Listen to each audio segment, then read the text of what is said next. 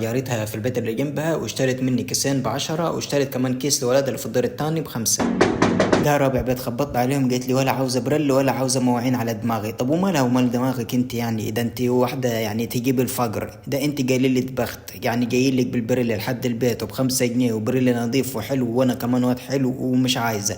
يعني انت اللي زيك والله العظيم تستاهلي اجيب لك كيس برل مواعين احط لك فيه مية نار اخليه يلدع لك يدك. ده 5 بيت خبطت عليهم بعد ما فشخوني في الشارع وهتروني وقالوا قيمتي ونزلوا لي بعد ساعة من الخبط بتاعي اشتروا كيس واحد. انا وماشي لقيت واحدة ماشية في الشارع قالت لي هات البريل بتاعك واشتريت الكيسين اللي فاضلين وكده بعت الكمية كلها ورجعت البيت الساعة 48 دقيقة. دلوقتي يعني أنا عاوز أسأل وزارة الداخلية سؤال. مصر ما فيهاش ولا اقتصاد ولا صناعة ولا زراعة ولا تعليم ولا صحة ولا أمان ولا عدل، ما فيهاش ولا حاجة.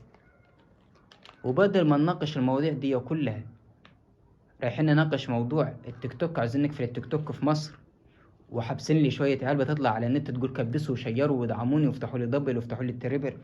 يعني برضو ده كلام أيعقل هذا؟ كيف يعني؟ ده انتوا ناس فاضية والله العظيم.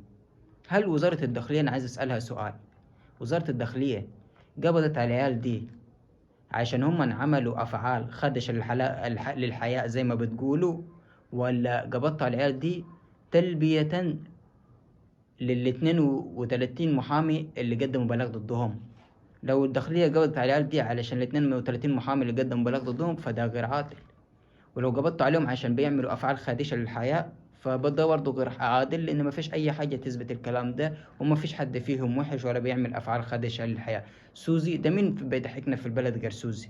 ده أنا كل يوم أقعد على السرير أفتح النت وأقعد أتفرج على سوزي أكركر من الضحك لحد ما أنام أموت من الضحك بسبب سوزي، بس زغزرني والله.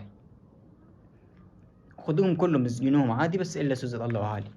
كده كده هيخشوا السجن، هم هيلاقوا كروان قاعد مستنيهم جوا. كروان يتجوز علياء قمر، نلاقي بعد كده أجيال طلعت لنا من السجن من العيال الهبلة والعبيطة. لا يا ريت بس انتوا تخلوا القضاء بتاعنا قضاء عادل وتطلعوا العيال دي. هتقعدوا تنهبوا انتوا في فلوسهم وتدفعوهم كفالات وتدفعوهم غرامات وتدفعوهم فلوس وتطلعوهم عارفين احنا القصة دي، بس بلاش منيها وسيبوا التيك توك في حاله وروحوا ناقشوا البلطجية اللي قاعدين في الشارع والعيال ماشية بالسنج وبالمطاوي.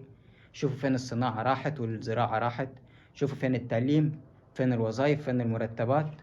ناقشوا مواضيع مهمة وسيبوا التيك توك في حاله. كبسوا.